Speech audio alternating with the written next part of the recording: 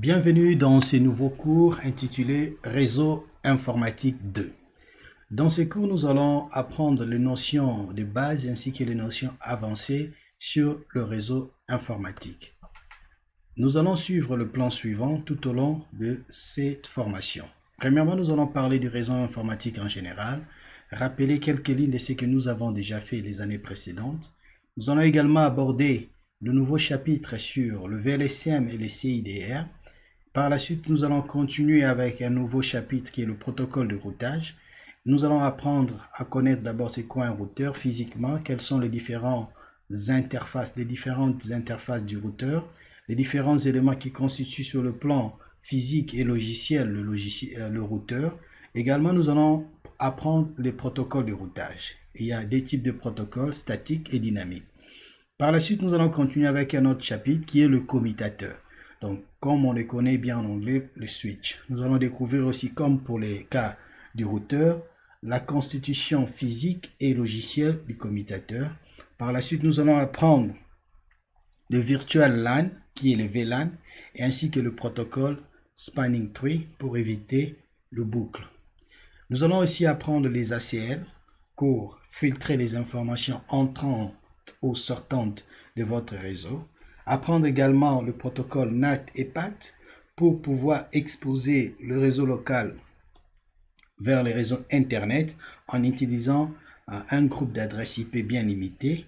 Et par la suite, nous allons apprendre également comment évaluer la performance d'un réseau en utilisant un certain nombre de paramètres de performance comme les délais, le débit ou bien le taux de perte.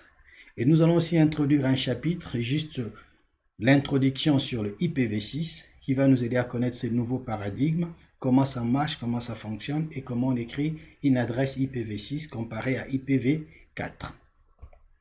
Le réseau informatique, comme je vous l'ai dit, c'est un ensemble d'entités communiquant entre elles. Vous avez des machines, des ordinateurs, vous avez des switches, vous avez des routeurs qui sont connectés. L'objectif, c'est fournir un service. Ça peut être par exemple l'impression des documents, d'accord? Ça peut être se connecter par exemple sur Internet. Ça peut être par exemple partager un certain nombre de fichiers ou des dossiers ou une application. Donc, nous avons besoin d'un réseau informatique pour mettre en communication plusieurs entités. Donc, le réseau informatique, ces machines sont reliées physiquement dans le but d'échanger des données. D'accord? On distingue en général 4 types de données. On peut appeler ça des données, des réseaux filaires. On parle des réseaux PAN, Personal Area Network. Donc, c'est un réseau dont la portée est très limitée. D'accord? On utilise souvent le Bluetooth comme technologie ou les infrarouges dans les cas des PAN. Il y a des réseaux LAN, Local Area Network. Donc, ça ne dépasse pas une certaine distance allant d'1 kilomètre. Mais on peut aussi avoir l'équivalent filaire qui est de WLAN. L'équivalent sans fil, qui est le WLAN. Nous avons aussi un autre type de réseau qu'on appelle les réseaux MAN. C'est des réseaux métropolitains. Metropolitan Area Network. C'est également un réseau qui est déployé au niveau urbain de la ville pour assurer par exemple la ceinture qui va fournir la communication entre plusieurs réseaux locaux. Et il y a aussi les réseaux qui est étendu, bien sûr, qui peut aller jusqu'à la dimension d'un pays, d'un continent et traverse plusieurs continents. C'est des réseaux WAN. Donc, sur le plan physique, nous avons la différence entre le réseau filaire et les réseaux sans fil. D'accord? Derrière les technologies sans fil, on utilise les ondes électromagnétiques, et tandis que les réseaux filaires, on utilise soit des câbles à paire torsadés, ou bien on utilise la fibre optique. Donc, de plus en plus, la fibre optique est déployée même dans le réseau locaux pour offrir une meilleure bande passante. On a aussi un autre type de réseau qui est un peu différent de 4 réseaux qu'on a parlé tout à l'heure. C'est les réseaux SAN qui constituent au juste un environnement de sauvegarde. Ça veut dire vous avez dans l'entreprise plusieurs données. Aujourd'hui, on parle de big data. L'entreprise produit beaucoup de données et ces données-là doivent être conservées quelque part. Ça se trouve dans des disques durs. Le problème est que les disques durs qui sont dans nos ordinateurs, si ma machine tombe en panne, je n'ai plus accès à ces informations. Donc, qu'est-ce qu'on fait? On va créer je peux appeler ça par exemple euh, un boîtier dans lequel nous allons mettre plusieurs disques durs. Ok? Donc plusieurs disques durs seront dans ces boîtiers. Mes machines ne vont plus conserver les données au niveau local, mais vont conserver les données à distance, d'accord, dans ces boîtiers où se trouvent les différents disques durs qui sont interconnectés pour offrir beaucoup plus d'espace de sauvegarde. D'accord? Ces disques durs seront stockés et mis en réseau et l'interconnexion entre ces machines ainsi que le boîtier demandera un réseau au début. C'est pour cela qu'on déploie la fibre optique.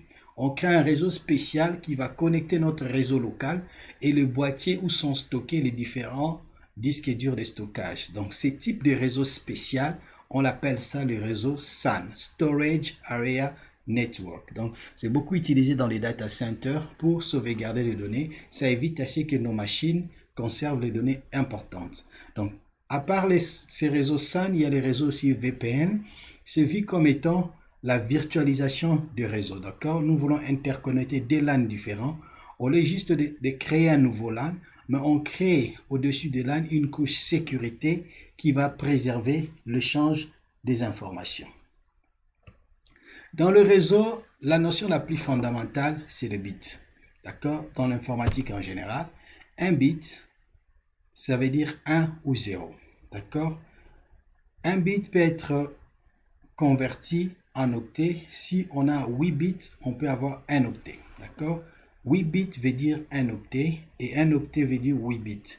Donc on peut l'écrire en décimal comme on peut l'écrire en binaire. Donc si on l'écrit en binaire, le 8 bits seront la combinaison des 0 et des 1. Mais si on l'écrit en décimal, ça sera un chiffre pour 8 bits compris entre 0 à 255, parce que dès la puissance 8 nous donne 256 possibilités, donc les valeurs décimales vont varier de 0 à 255. 1 kilo-octet représente 1024 octets, c'est-à-dire en termes d'octets, on peut l'arrondir à 1000, d'accord, qui veut dire 8000 bits. Donc si j'ai un disque dur par exemple qui a 2 kilo-octets, ok, donc 2 kilos ça veut 2 fois 8000, ça veut dire 16000 bits. Donc si j'ai 64 kilooctets de RAM, ça veut dire 64 fois 8000 et qui va me donner le nombre de valeurs binaires qui peuvent être stockées dans la RAM. Ok, donc on a le méga, on a les gigas, on a les téras. D'accord? Actuellement, les disques qui sont vendus sont exprimés sous forme de gigas ou bien de téras. Par la suite, nous pouvons avoir la facilité de convertir une valeur qui est binaire en une valeur octale, ça veut dire ne dépassant pas la valeur 8, c'est-à-dire de 0 à 7. On peut l'écrire aussi en valeur décimale, c'est-à-dire ne dépassant pas 10, ça veut dire de 0 à 9, ou l'écrire en hexadécimal. D'accord? Vous avez le choix de convertir un nombre binaire à un nombre décimal, le nombre décimal à un nombre hexadécimal, et l'inverse aussi c'est pareil. Donc si j'ai un nombre par exemple, je vais l'écrire dans une base quelconque. Donc, le nombre ne doit pas dépasser la valeur de la base moins 1. Si j'écris quelque chose en base 10, ça veut dire en décimale, ça sera une combinaison de chiffres compris entre 0 et 9. Donc, je ne peux pas avoir un chiffre, je ne peux pas avoir un nombre 10. Donc, je peux avoir des 0, des 1, 2, 3, 4, mais je ne dépasse pas 9. Donc, on divise les nombres par la base. S'il y a les restes, on les garde. Sinon, on continue. On regarde est-ce que le nombre est inférieur à la base ou supérieur. Tant que le nombre est supérieur, on va toujours enlever. C'est-à-dire on fait la division successive jusqu'à ce que le reste ne sera pas supérieur à la base et là on s'arrête. Ok? Donc c'est la méthode qu'on peut utiliser pour par exemple convertir 56 en binaire. On divise 56 par 2, ça nous donne 28. Est-ce que 28 est supérieur à 2, oui, on divise 28 par 2, ça nous donne 14. 14 est supérieur, oui, on divise par 2, ça donne 7. 7 par 2, ça donne 3. 3 par 2, 1. On prend tout le reste de 1 jusqu'à 0. Donc 1, j'ai le 1, j'ai encore un autre 1, j'ai un autre 1, puis j'ai un 0, un 0 et un 0. Donc ça me donne exactement ce que je veux comme valeur binaire.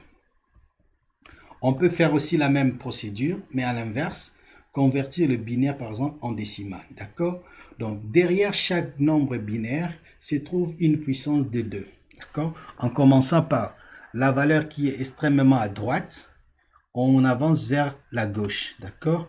0 ici, c'est 0 multiplié par d à la puissance 0. Celui-là, c'est 0 multiplié par d à la puissance 1. Ici, d à la puissance 0, d à la puissance 1, d à la puissance 2, 3, 4, 5, 6. Le dernier, c'est d à la puissance 7. D'accord? Et on calcule ces différentes valeurs de d à la puissance 2, 3, 4, 5, 6, 7. On le multiplie par le nombre qui est devant ici comme coefficient et on additionne toutes les valeurs. D'accord? Ici, on aura 0 fois d à la puissance 0. Donc, 0 fois tout nombre. Partout où vous avez 0, ça ne vaut pas la peine même de calculer, ça sera 0. Donc là, seulement là où il y a des 1, vous allez vous intéresser au nombre. Par exemple, ici, 1 fois d à la puissance 2, ça donnera 1 fois 4 qui donne 4. Ici, 1 fois 8 qui donne 8. Ici, d à la puissance 5, c'est 32 fois 0, ça ne vaut pas la peine. Ici, c'est 64. Et quand j'additionne, ces nombres-là en binaire équivaut à 204 en valeur décimale. OK? Pareil aussi, je peux faire de l'hexadécimal vers le binaire. Comment je peux le faire? C'est simple. Donc, si j'ai un nombre en hexadécimal, je vais l'avoir en binaire. Je peux le convertir directement en binaire ou comme je peux transiter en décimal et décimal et binaire. Donc, si je veux un nombre en décimal ou en binaire pour l'hexadécimal, chaque caractère de l'hexadécimal sera traité à part. Par exemple, ici, nous avons la lettre D. Donc, ça veut dire d fois 16 à la puissance 0, 9 fois 16 à la puissance 1. D représente quelle lettre? Quel nombre, pardon? 13. Parce que l'hexadécimal, vous comptez de 0 jusqu'à 9. Arrivé à partir de 10, 10 est remplacé par la lettre A, 11 est remplacé par la lettre B, 12 est remplacé par la lettre C, 13 est remplacé par la lettre D, 14 par la lettre E et 15 par la lettre F. D'accord? Et vous remplacez chaque lettre par sa valeur correspondante et vous multipliez. Tout nombre à la puissance 0 est égal à 1. Donc 13 fois 1 plus 9 fois 16, ça nous donne 157. D'accord?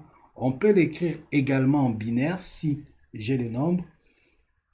Je vais l'écrire en binaire. Donc c'est plus facile de le faire. Comment opérer? Donc, comme je vous l'ai dit, vous séparez les C et le 8. C en décimale, c'est 12 et vous avez 8. Donc, 8, normalement, c'est quoi? En binaire, d'accord?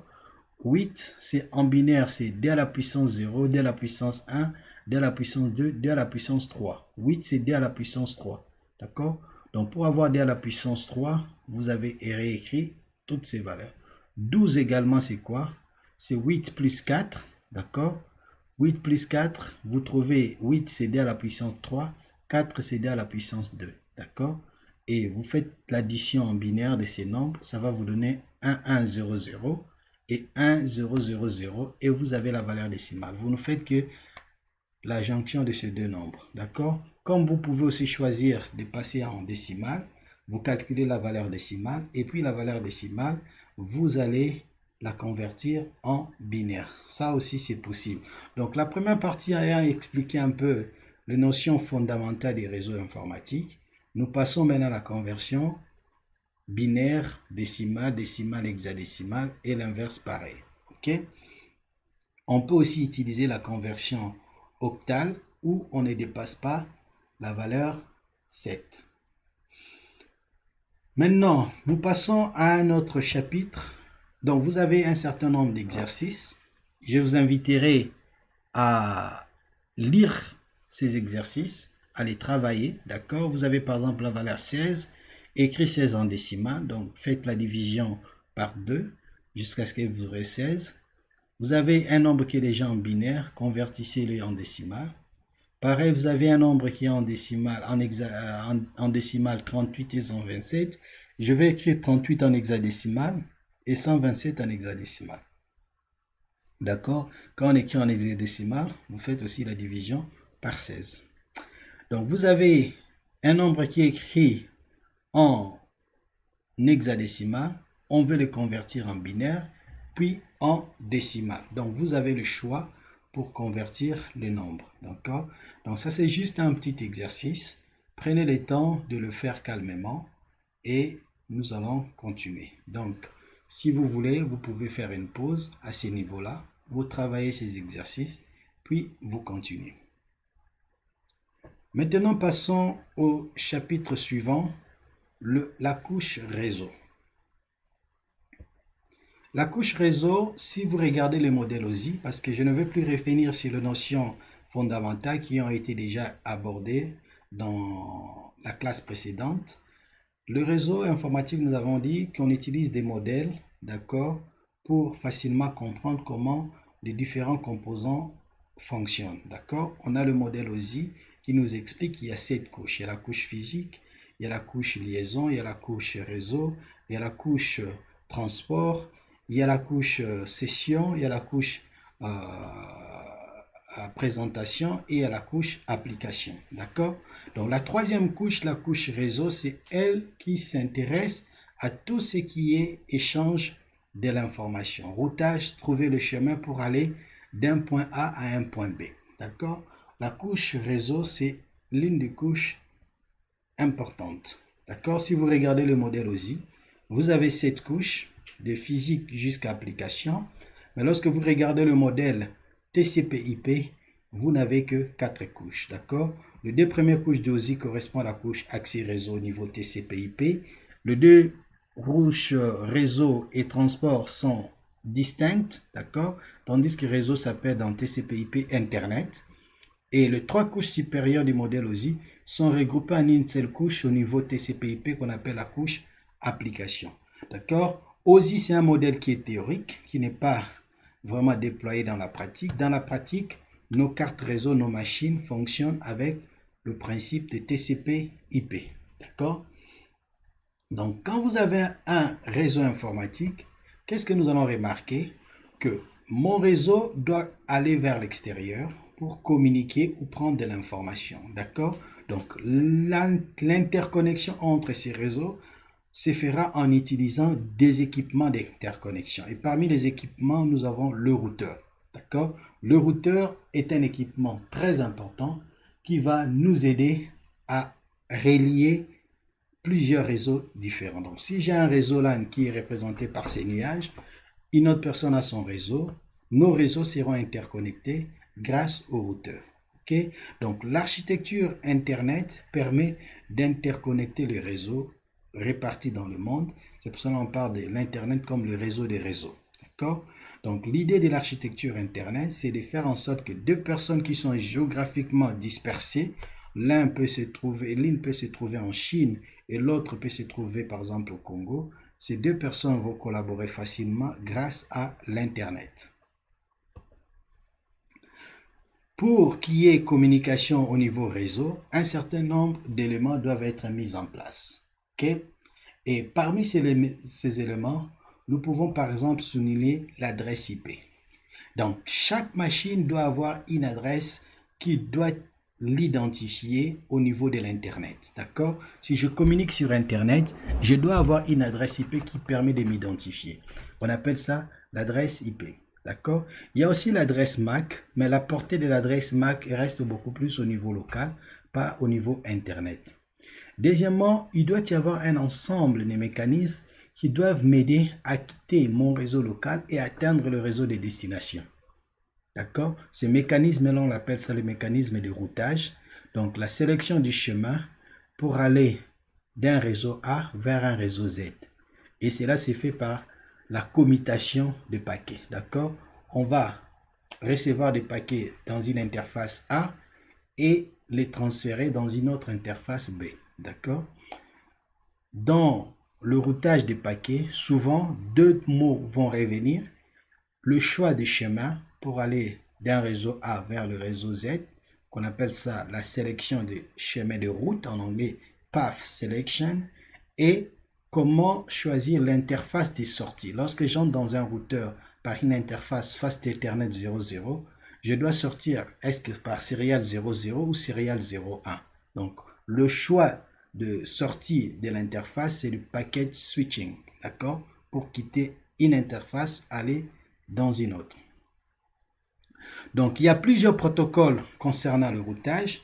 Il y a des protocoles qui seront basés sur le IP, tel que le protocole IP. Il y a des protocoles IPX, pardon, AppleTalk, CLNP, mais nous, on va utiliser des protocoles basés sur IP. D'accord? Donc, dans chaque adresse d'une machine, il y a toujours deux informations. Il y a la partie qui va représenter le réseau et il y a la partie qui va y représenter l'identifiant de la machine. C'est comme dans une famille, chaque enfant porte le nom de la famille et son propre nom, d'accord, qu'on appelle le prénom, d'accord. Donc le nom de famille, c'est comme l'adresse réseau et le nom de la machine, c'est comme la partie hôte qui va identifier la machine. Donc si on vous donne une adresse IP, dans chaque adresse IP, il y a deux informations. Il y a l'adresse réseau et il y a l'adresse de la machine. D'accord? L'adresse réseau, c'est une adresse de 32 bits. D'accord? Et ces 32 bits seront divisés en deux parties. La première partie va représenter la partie machine et la deuxième partie va représenter la partie, plutôt la première partie, la partie machine, la deuxième partie, la partie réseau. Pour facilement comprendre une adresse IP, un choix a été fait de diviser cette adresse en 4 parties égales. Ça veut dire quoi? La première partie aura 8 bits, la deuxième partie également 8 bits, la troisième partie 8 bits et la quatrième partie 8 bits. On appelait ça des octets, d'accord? Donc, chaque octet aura une valeur entre 0 et 255. Chaque octet aura une valeur entre 0 et 255. Donc, si un octet a une valeur qui est au-delà de 255, c'est que c'est faux. D'accord? Il n'y a pas de valeur négative, toutes les valeurs sont positives. Donc, lorsque j'ai une adresse IP, mon adresse IP peut être associée à ce qu'on appelle une classe. D'accord? La classe va définir l'appartenance de mon adresse IP. Nous avons des classes de type A, des classes de type B, des classes de type C et des classes de type D. D'accord? Et la valeur qui va nous permettre de différencier des classes, c'est l'adresse de masque de sous-réseau. D'accord? Donc, souvent quand on a une adresse IP, on a toujours l'adresse de masque de sous-réseau. Pourquoi? Parce que l'adresse de masque de sous-réseau va être comme le point de démarquage entre la partie réseau et la partie machine. Donc, la partie réseau, c'est l'identifiant du réseau. Comme on dit, le net ID, c'est l'identifiant du réseau. Et la partie machine, c'est l'identifiant de la machine. D'accord? Donc, différentes parties d'une adresse IP, on aura la partie réseau et la partie machine. Donc, l'adresse de sous-réseau va nous aider à pouvoir faire quoi? Séparer la partie machine et la partie réseau. Les adresses des sous-réseaux s'écrivent comme étant des combinaisons de 1, 1, 1, 1, 1. Et lorsque le 1 s'arrête, tout ce qui viendra après seront des 0. D'accord? Donc, par exemple, ici, si j'ai 1, 1, 1, 1, 1 et les dernières c'est 0, le dernier octet c'est 0, ça équivaut à quoi? À 255 3 fois et 0. Donc, l'adresse, cette partie, le dernier 1 représente là où s'arrête la valeur de la partie réseau. Et la partie où il y a des 0 représente les machines. Si j'ai un tel masque, ça veut dire le 24 premier bit représente la partie réseau. Le 8 dernier bits représente la partie machine. Donc si j'ai une adresse IP, je vais enlever le 24 premier bit, ça veut dire ça c'est l'adresse réseau. Donc deux machines seront dans le même réseau s'ils ont la même partie réseau. Et deux machines seront dans deux réseaux différents s'ils n'ont pas la même partie réseau. Ok? Donc la partie réseau c'est dans le bit de poids fort, ça veut dire à gauche. Et la partie haute dans le bit de poids faible, ça veut dire à droite. Donc, le masque de sous-réseau va nous aider à connaître la partie associée au réseau, l'adresse IP. Donc, si on me donne une adresse réseau, on me dit que le masque est 255 3 fois 0. 255, le premier 255, ça veut dire premier octet, deuxième, troisième, et je trace la ligne. D'accord? En traçant cette ligne, Tout ce qui vient avant la ligne représente l'adresse réseau. D'accord? Si je convertis ça en binaire, plutôt en décimal, c'est 255.100.50.0. D'accord? Donc cette adresse, c'est l'adresse réseau. D'accord? Ça représente les réseaux. Et la partie qui vient après notre droite, c'est la partie machine. D'accord? Donc vous pouvez avoir l'adresse réseau, vous pouvez également avoir les adresses machine. Donc le masque des sous-réseaux est très important. D'accord? Donc le masque des sous-réseaux va nous aider à dissocier la partie machine et la partie hôte. D'accord? Et dans les adresses IP, souvent quand vous avez l'adresse réseau, ça peut vous aider à identifier quelles sont les différentes valeurs possibles qu'on peut donner aux machines. Ça veut dire la rangée qu'on peut, l'intervalle qu'on peut sélectionner pour les adresses IP. Et la dernière adresse qu'on ne peut pas utiliser, on appelle ça l'adresse de diffusion ou en anglais le broadcast. Donc si je vous donne une adresse réseau et un masque, vous pouvez me dire quelles sont les adresses valides qu'on peut attribuer aux machines et quelle est l'adresse de broadcast ou de diffusion. Pareil aussi, si je vous donne une adresse IP avec un masque, vous pouvez de cette adresse-là ressortir l'adresse réseau, la plage des adresses valides et la valeur de broadcast. Donc, il y a une opération mathématique qui s'est faite. Ça veut dire si on vous donne, par exemple, le nombre de bits qui vont constituer la partie machine, la partie réseau et la partie machine, pour trouver le nombre de dots qu'on peut avoir dans ces réseaux-là, c'est d à la puissance n-2. D'accord? Si par exemple on me dit dans la partie machine, il y a 4 bits pour la partie machine. d à la puissance 4, ça fait combien? 16. 16 moins 2, ça me donne 14. Ça veut dire mon réseau ne peut que supporter 14 machines. D'accord? Donc le masque m'a permis de connaître la partie réseau et la partie machine. Combien de bits restent dans la partie machine? Il reste par exemple 3.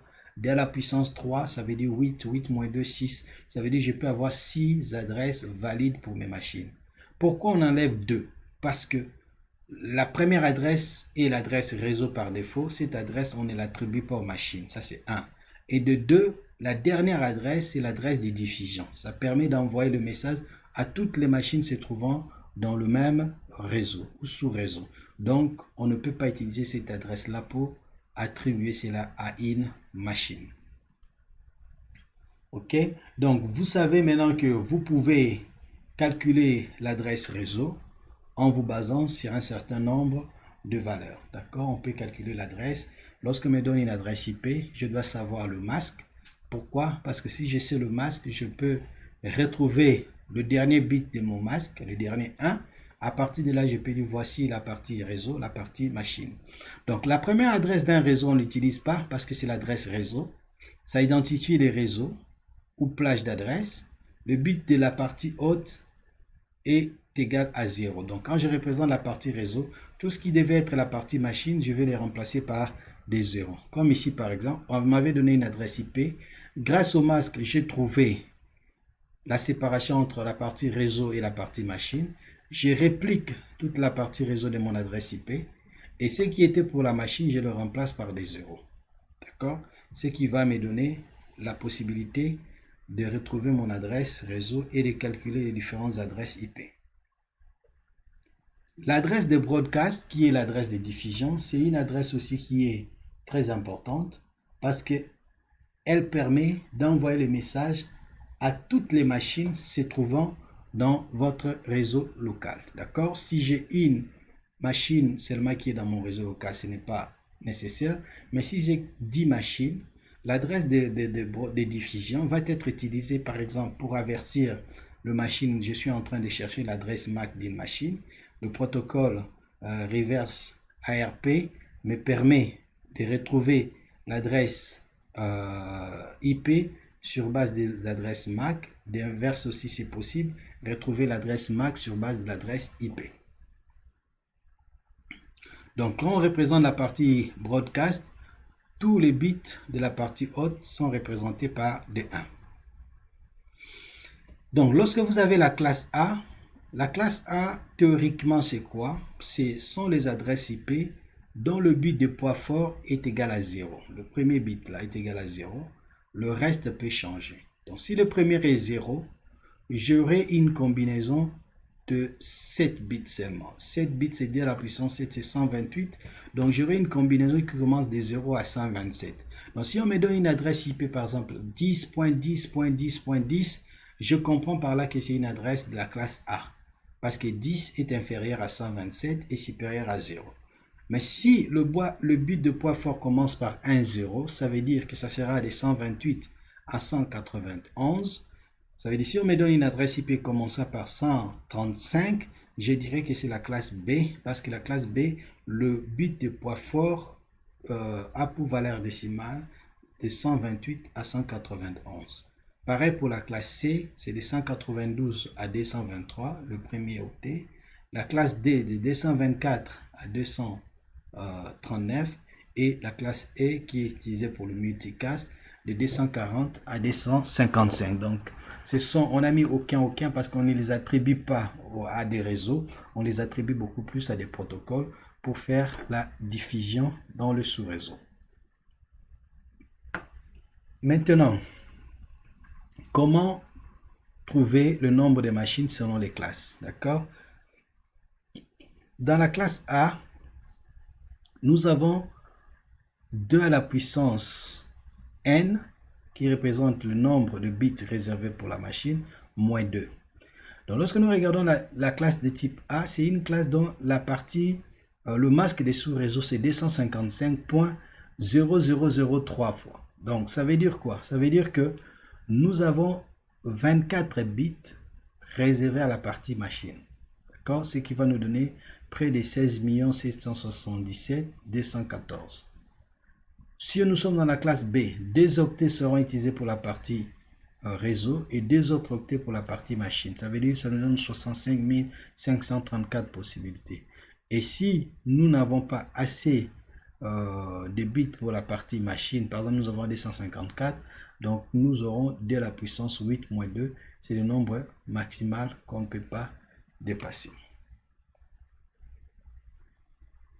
Donc, en réseau informatique, lorsque vous configurez votre réseau, vous configurez vos machines, vous donnez à vos machines des adresses IP. D'accord? Dans les adresses IP, il y a deux types d'adresses IP. Il y a des adresses IP qu'on appelle privées et il y a d'autres adresses IP qu'on appelle publiques. Donc, une adresse privée, c'est une adresse utilisée seulement au niveau local, au niveau de l'entreprise. On ne peut pas router cette information à l'extérieur. OK? Mais lorsque vous voulez utiliser des adresses privées, ça veut dire des adresses que vous pouvez utiliser autant que vous voulez. Un certain nombre d'adresses a été mis à la disposition des ingénieurs. Par exemple, les adresses qui vont de 10.0.0.0 à 10.255.255 sont les adresses qu'on peut donner aux machines.